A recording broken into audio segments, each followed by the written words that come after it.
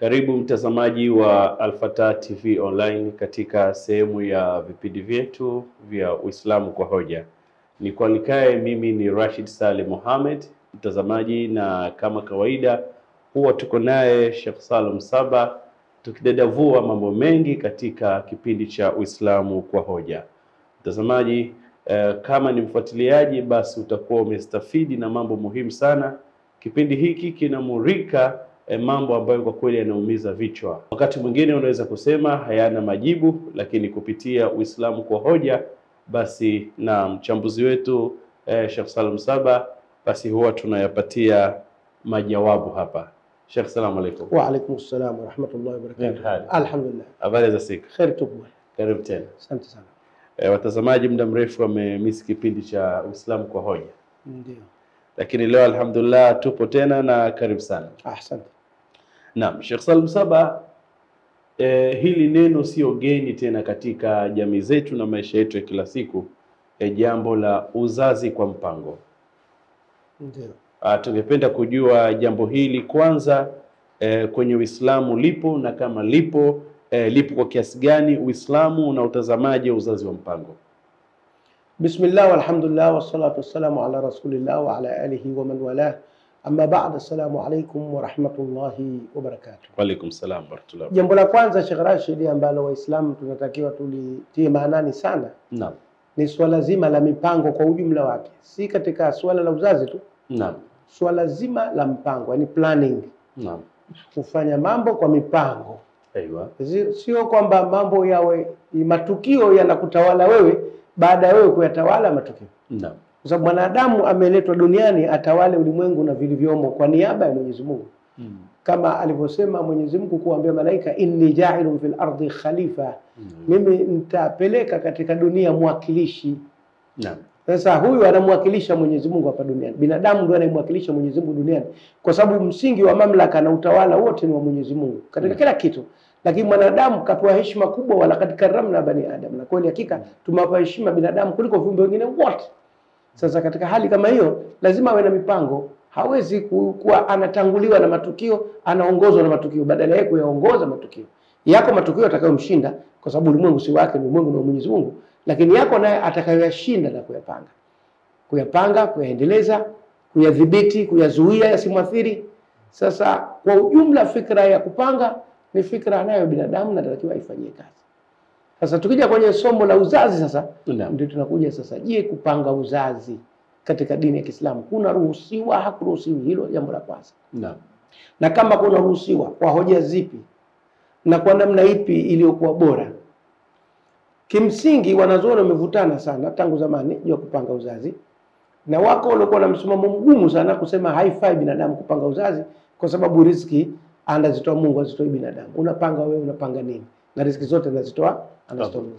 Na wakangangania sana zile aya zinazosema wala taqtulu auladakum khashyata imlaqin, na moja inasema wala taqtulu auladakum min imlaqin, msiue watoto zenu kwa sababu ya kuogopea umaskini au ukata, kwa neno jingine. No. Au msiue watoto wenu kwa sababu ya ukata mlio nao. Na ziko aya mbili. Moja inasema msiue watoto wenu kwa kuogopea ukata, kwa maana mtu tayari ana uwezo lakini anaamini nikipata watoto uwezo huu utakuwa hautoshi tena.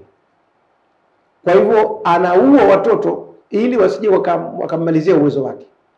Na ile nyingine inasema msiue watoto wenu kutokana na ukata mlio nao, kwa maana ukosefu tayari mnao, mkaona hatutaweza kuwalisha, tutawalisha nini? Msiwaue. Aya zile zilikuja kukataza kuua. Sasa baadhi ya wanazuoni wakachukulia kwamba labda zimekataza pia na kupanga uzazi. Lakini upande wa pili unajibu, unasema hapana, kupanga uzazi si kuua.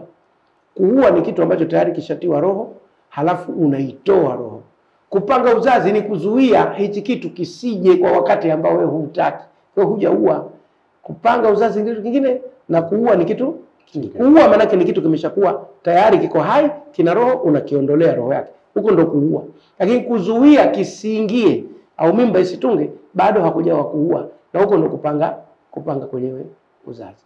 Kwa hivyo fikra nzima ya kupanga uzazi ina mjadala katika dini ya Kiislamu. Wako wanazuoni walikuwa na msomo mkali wakakataa kabisa, lakini wako wanazuoni wanaotizama kwa undani wakasema kupanga uzazi inafaa, ni sawa sawa kupanga jambo lingine lolote. Na tukiangalia sehemu ya maneno ya Mtume sallallahu alaihi wasallam ambaye anauhimiza umma wa Kiislamu uoe na uzae, tuwe wingi, ili ajifakharishe kwa umati wake yaumul kiyama. Hili na uzazi wa mpango haligongani hata kidogo, kwa sababu kuwa na uzazi wa mpango sio maana yake kuzaa watoto kidogo. Kuzaa watoto kidogo ni jambo jingine na kuwa na uzazi wa mpango ni jambo jingine.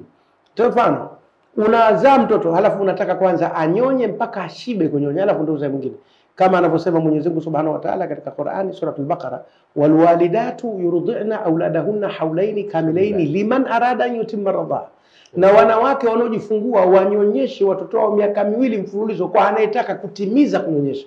Sasa kama unanyonyesha miaka 2 mfululizo na unataka utimize kunyonyesha, maana yake si lazima uzuie mimba hapa katikati, kwa sababu ikiwa atabeba mimba hawezi kunyonyesha kwa miaka 2. Akishabeba mimba mwanamke, ina maana maziwa alionayo yataharibika kwa ajili ya kuandaliwa kwa maziwa ya mtoto mwingine anayetarajiwa kuzaliwa. Kwa hivyo ukitaka upate kunyonyesha miaka 2, maana yake hakikisha mke wako ndani ya miaka 2 abebi mimba.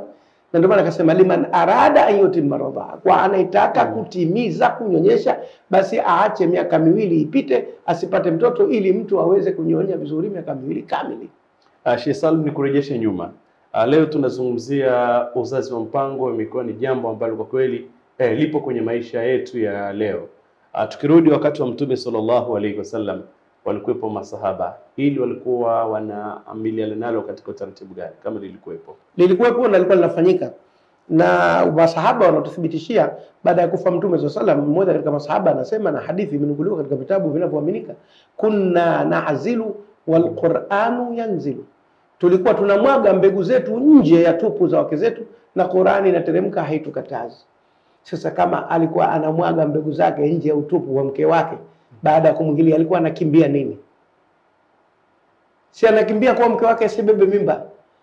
Kunna na'zilu wal Qur'anu yanzilu, tulikuwa tunamwaga mbegu zetu za uzazi nje ya tupu za wake zetu na Qur'ani inateremka haitukatazi, maana yake tunapanga kuzaa. Kwa hivyo masahaba walipanga kuzaa, wako walikuwa wakifanya hivyo.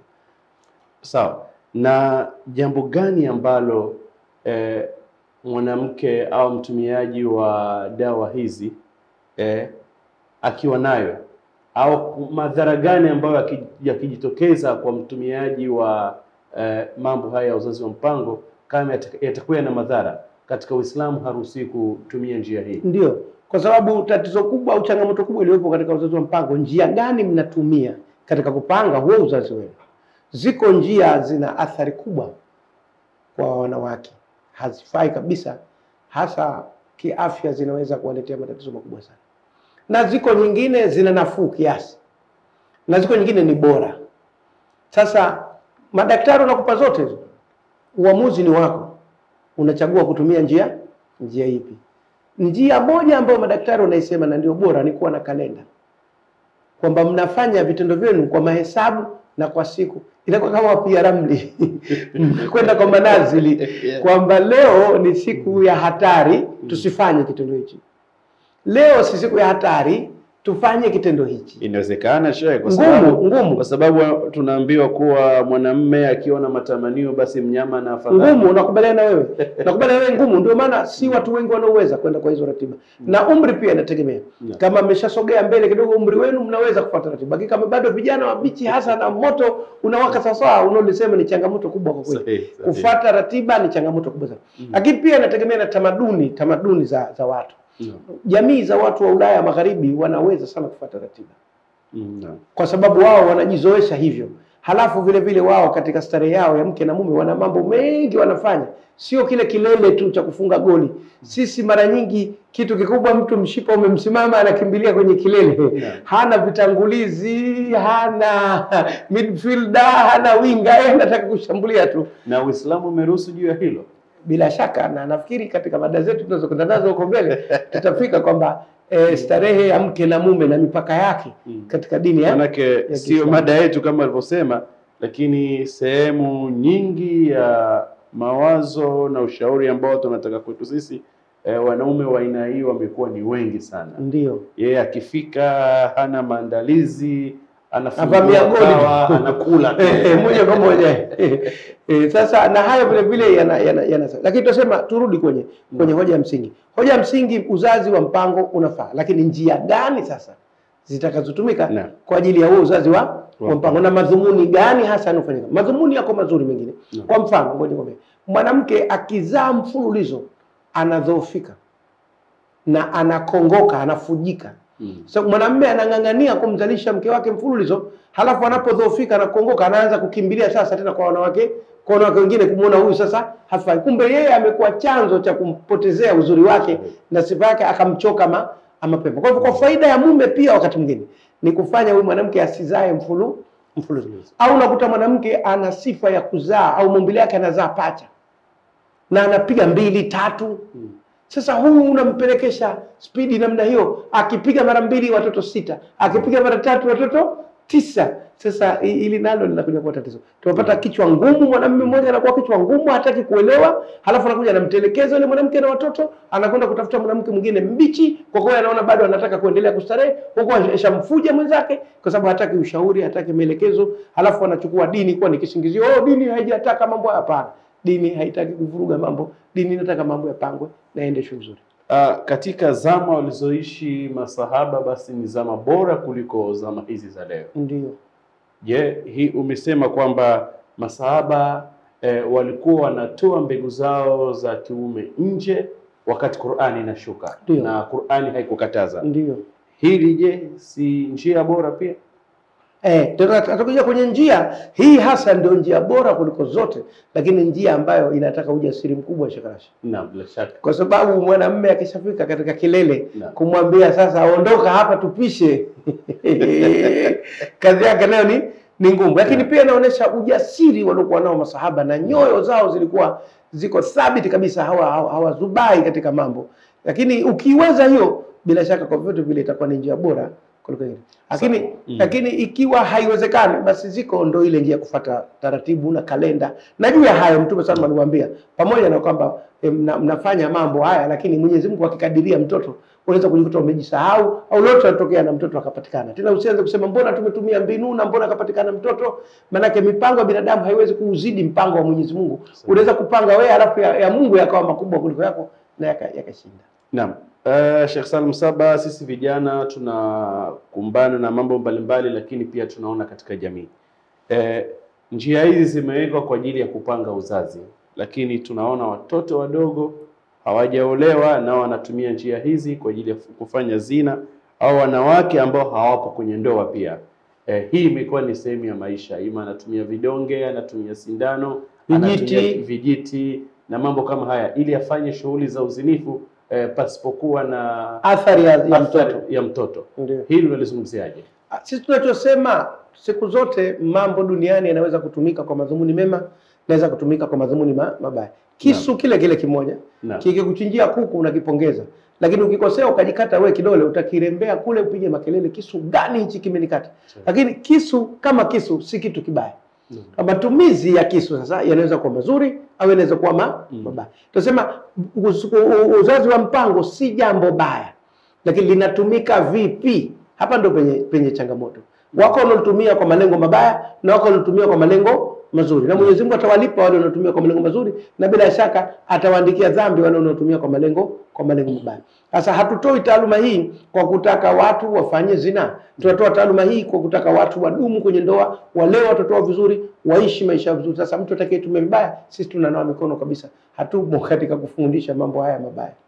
Asante sana. Mtazamaji wa Al-Fatah TV Online, ni matumaini yangu umeweza kustafidi vya kutosha kupitia kipindi chako pendwa cha Uislamu kwa Hoja, na umeweza kupata ufafanuzi juu ya uzazi wa mpango.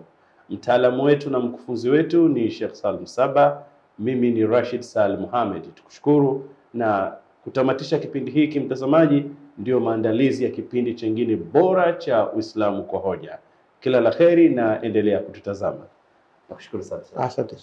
Ili uendelee kupata taarifa na vipindi vyetu mbalimbali, usisahau kusubscribe YouTube channel yetu Al-Fatah TV Online. Al-Fatah TV Online, dira ya umma.